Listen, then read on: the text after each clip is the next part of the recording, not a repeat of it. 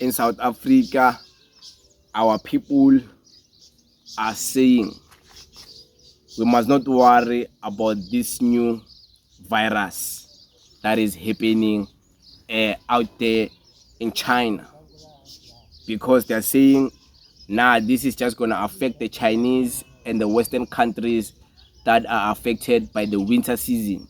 And this is not going to be an outbreak and end up being like COVID-19. But of course, nobody knows. COVID-19 also started like this, where they were like, don't worry, not a big deal.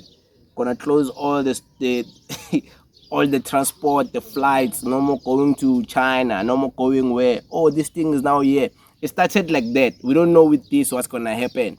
But I want you guys to listen to something that might give you hope that maybe we are a little bit safe. Listen to this. Government is monitoring a mystery respiratory virus outbreak in China. Some of the symptoms of the virus that's causing widespread concern resemble those of COVID-19. They include coughing, the shortness of breath, congestion, and even fever. For more on this, I am joined by Professor Cheryl Cohen, who is the head of the Center for Respiratory Diseases and Meningitis at the National Institute for Communicable Diseases. Professor, thank you so much for the time. hMPV is the name then. Human metapneumovirus is what we're looking out for here. How did this start, if you may allow us to get we just don't want to have, of course, the misinformation we had in the past year. Let's talk about its history and what exactly it entails and the symptoms. Firstly, I think everyone's reporting this as a mystery respiratory virus, but it's not really a mystery respiratory virus. And you mentioned the virus that people are talking about is called hMPV, which stands for human metapneumovirus. And this isn't a mystery virus. This is a virus that we know about and have known about for many years. And in fact, it causes a respiratory illness in South Africa and all over the world every year. And so I think, I think in a way people have put different things together. In fact, this time of year is the winter in the northern hemisphere. So China falls in the northern hemisphere, similar to the United States and Europe and a number of other countries. And so now is their winter season. And not surprisingly, in their winter season, they're seeing an increase in respiratory illness, as we do in South Africa in our winter season, which falls around June and July. And so there is this increase in respiratory illness, and one of the viruses, it's not the only virus that they've picked up, is this human metapneumovirus. So a lot of the media, have picked up on this, but in fact, this is not an unexpected event, and it's not a mystery virus. It's one of the normal respiratory viruses that we see. Yeah, I mean, just doing a quick search on this as well. Then it was first isolated in 2001, actually back in the Netherlands. Then let's talk about any concerns we should perhaps be having, not just in South Africa, but globally as well, and the spread that this could actually incur. Could it spread as vastly, as quickly, as dangerously as COVID-19? So I'll talk about the two parts. The first isolated in 2001 in the Netherlands. I mean, the interesting thing about that is this virus, human metapneumovirus, is not like COVID in that in 2001 it was the first time it was identified, but it didn't emerge in 2001. In other words, when we look back at samples from before 2001, we see that the virus has been around for a long, long time. It was just that nobody had discovered it, and probably there's other, many people who present with respiratory illness. There's lots of different viruses that cause colds and flu, probably still some that we don't know about. So this virus was discovered in the Netherlands in the 2000s, but actually it had been around for a long time. So it's very different from COVID or some kind of new virus that emerges. It's actually a virus that's been around forever. In terms of the risks to us, I really don't think at this stage it represents a risk to South Africa. The World Health Organization has assessed the level of respiratory illness in China to actually be within normal range. In other words, it's not actually more than what they would see in a typical winter season. And this virus is not unexpected to occur amongst other viruses in their winter season. We have it in South Africa, and it circulates in South Africa throughout the year, occasionally increasing and decreasing. And so we don't really need to worry about importation of this virus because, in fact, it's already around. But now is our summer. And so summer isn't really our respiratory season. And so typically, we wouldn't expect any kind of large respiratory outbreak at this time of the year. If it circulates the same way, has it ever been deadly?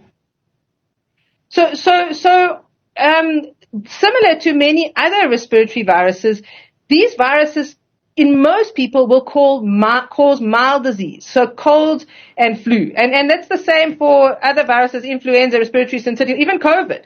Typically, when you get it, you have a cold or a flu and it passes, right? But in vulnerable people, for this virus, it's particularly very young children under the age of 6 months, premature babies, but also the elderly who's immune, or people with underlying disease like heart disease or lung disease, then it can cause very severe disease and can be deadly and cause what we call a pneumonia or infection of the lungs, which can result in being admitted to hospital. So all of these viruses, and this one included, can cause severe disease, but not usually in healthy people, although even in healthy people, sometimes, for reasons we don't fully understand, all of these viruses can go on to cause pneumonia.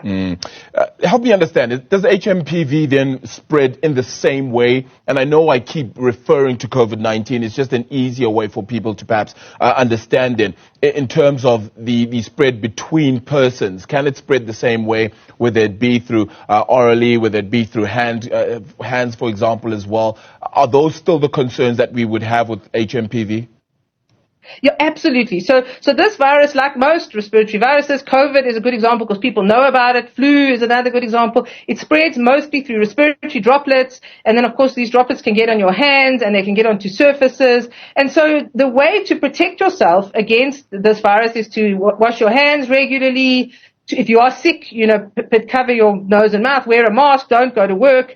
And then better ventilation to increase the airflow. So all of the things we know about COVID. And I think this is why it's important for us to practice these measures all the time, to practice basic hygiene, to make sure places are well ventilated, to practice cough hygiene in particular, because a multitude of respiratory viruses can be spread in the same way. And it is always a concern. Let's talk about cures and vaccines, because that will always be a hot topic on this as well. Are there any cures? Are there any vaccines? And if you do have hMPV, how long are you anticipating to remain sick, needing to isolate for, etc.?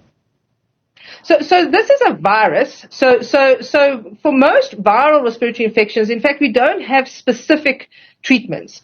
In other words, it's not like a bacteria where you can have an antibiotic. For many viruses, and this one included, we don't have a specific drug that targets the virus. So if people get sick with it, it would be more supportive treatment, which is bed rest, taking something for fever, something for pain. If you're very sick and you need to be admitted to hospital, we might give you oxygen to support your breathing. But there's no specific drug to target the virus. In terms of vaccines, there's actually a lot of interest in developing new vaccines for this virus. It's closely related to another virus, which is called RSV, the respiratory syncytial virus, which is a very important cause of pneumonia in young children in South Africa and globally. And that virus has very recently had a new vaccine, which is very exciting. And because they're closely related, quite a few people are also trying to develop vaccines for this virus, which causes a lot of colds and flu and can cause pneumonia as well. But they're not available yet. Those should come in the next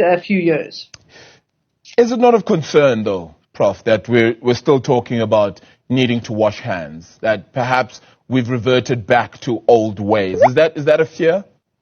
Well, I think, respiratory disease is notoriously difficult to control because it travels through the air.